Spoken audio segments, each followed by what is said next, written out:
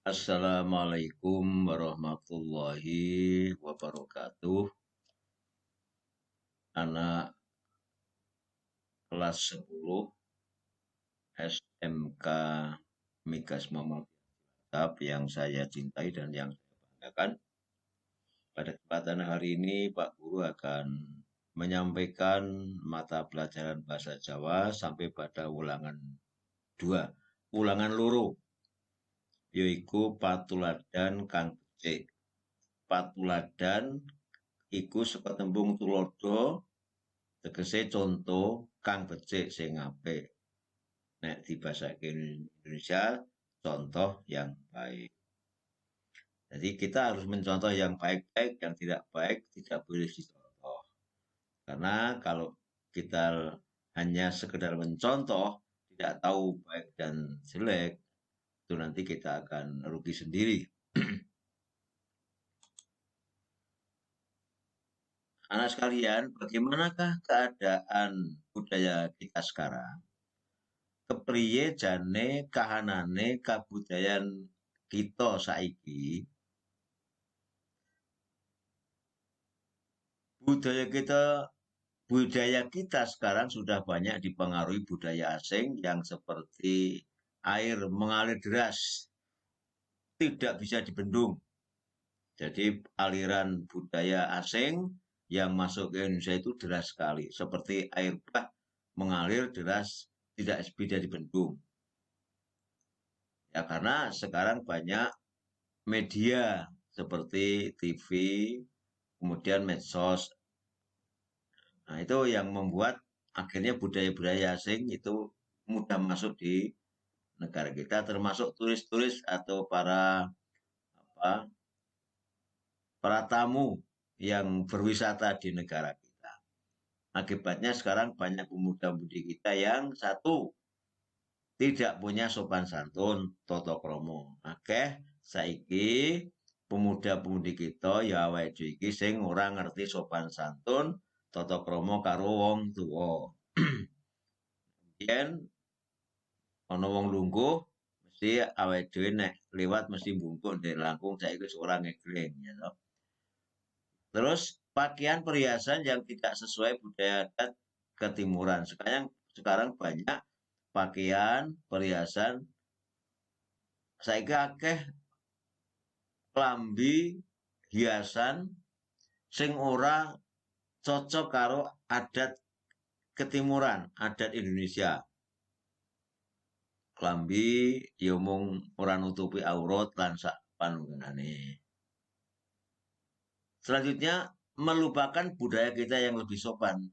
Dengan banyaknya budaya asing yang masuk di Indonesia, maka sekarang banyak pemuda kita yang melupakan budaya kita sendiri yang lebih sopan. Terus lali karo budayane awake dhewe. Iki sing prihatinke ngono kuwi.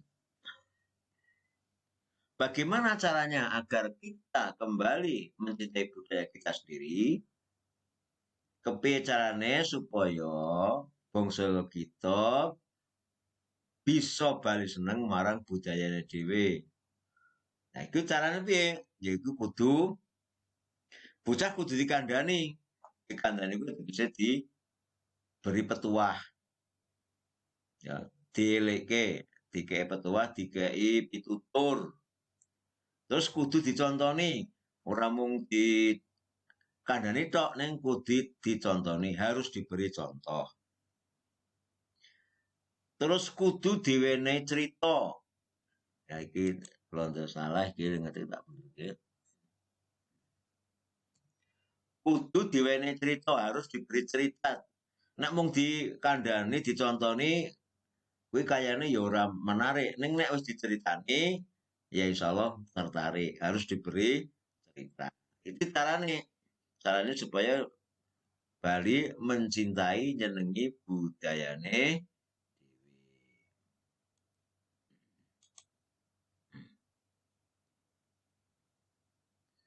Babagan patuladan iku ora mung tinulis aturan kang gumathok. Jadi aturan contoh-contoh kebaikan itu tidak hanya terdapat pada buku-buku yang resmi saja, seperti buku-buku agama, buku-buku yang lain yang sifatnya mendidik. Itu enggak itu saja, tetapi juga ditemukan di kasus sastran berupa cerita cekak. Nanging uga ditemuke ing kasus sastran awujud cerita cekak ya. Kasus sastran awujud cerita cekak.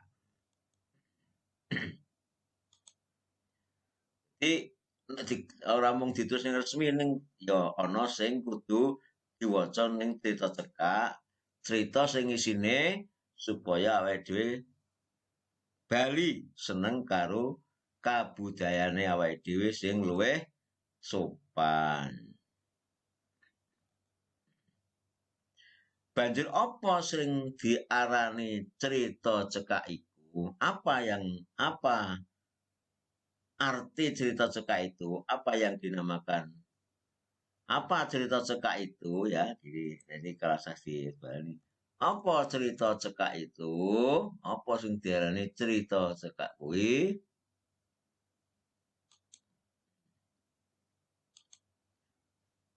Cerita cekak iku diceritakake apa cerita cekak kuwi diceritakake sepisan rampung, ora ana sambunge.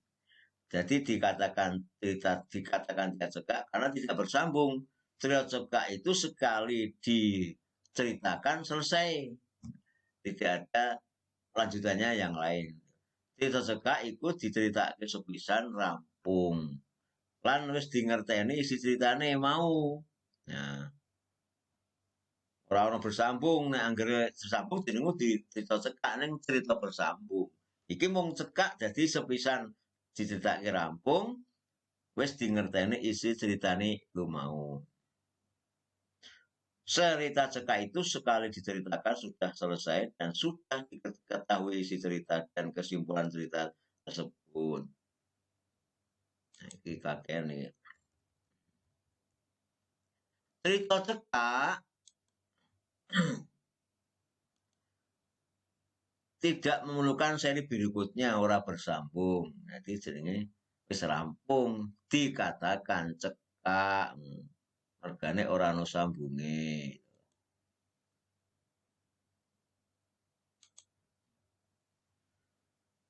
Cerita iku dumadi adhedhasar urutan sawijining kedadian utawa prastawa. Cerita itu terjadi berdasarkan urutan sebuah kejadian atau peristiwa. Sajroning prastawa iku ana paraga, pirang-pirang paraga. Di dalam cerita tersebut ada beberapa peran. Lan saben paraga iku nglakoni rangkaian konflik. Setiap orang yang memerankan cerita tadi selalu dia membawakan urutaning konflik. Konflik itu isi cerita. Alur ceritanya kan jadi konflik. Ya. Cerkak kuwi dadine ya kuwi ketuturan kang ngandharake sawijining prastawa. Cerkak itu adalah menuturkan, menjelaskan utawa ngandharake sebuah peristiwa. Itu jenenge cerita cekak. Ya itu isine supaya wong bocah-bocah isine kuwi kudu sing menehi pembinaan supaya seneng karo budayane awake dhewe. Sing luwih sopan, sing luwih adiluhung. Nenekmu kan Jawa. Saiki di Indonesia men bocah-bocah paham. Apakah yang disebut cerita itu? Cerita itu terjadi berdasarkan urutan terjadinya para peristiwa. Cerita iku dumadi saka urutaning prastawa atau kejadian. Dalam cerita itu ada tokoh yang memerankan sebuah peran. Neng cerita itu ono pelaku-pelaku sing memerankan cerita mau. Setiap tokoh memerankan rangkaian cerita konflik. Saben tokoh kuwi nglakokke urutaning cerita konflik. Cerkak iku itu cerkak iku cerita sing iki campur cerkak itu menceritakan sebuah peristiwa. Lah, cerkak iki dumadi saka apa? Ana rong perkara. Sumbere cerita cerkak kuwi siji, nyoto. Nyoto itu sungguh-sungguh terjadi. Pancen tahu kedadian. Tahu-tahu kedadian ora mung karangan. Wonge, panggonane, wektune, papane, panggonane kuwi jelas wis tahu kedadian. Iki sing cerita sumbere saka kasunyatan, nyoto atau sungguh-sungguh. Nah, ono sing fiktif. Nek fiktif kuwi ora tahu kedadian, tidak pernah terjadi. Mung isi cerita mau karangane penulis tok. Karangane sing pujanggane. Gitu. Hanya karangan penulis tok ora tau kejadian. Nah, iki menurut ya nyata karo fiktif gitu. Nah, unsur cerita iku ana tema, setting, penjelasan cerita, sudut pandang, alur plot, penokohan konflik. Jadi unsur cerita cerita iku iki 0, 4, 6. Tema, setting, penjelasan cerita, alur plot, penokohan. Iki banjur ono penjelasane ya toh. Penjelasane tentang tadi unsur-unsur tadi ya toh. Yaiku tema. Tema kuwi ide pokok utawa masalah sing dasar lakuning cerita dasare cerita itu ide pokok masalah yang utama yang diunggah sebagai sumber cerita yang diangkat pada cerkak tadi. Setting itu latar belakang sing bantu cetaning cerita. Dumadi ana wektune, papane, lan sosial budaya. Sosial budaya, papan, wektu jelas ning kono. Nah, punjering cerita itu sumber masalah, sudut pandang. Yaitu dumadi saka paraga utama, paraga utama.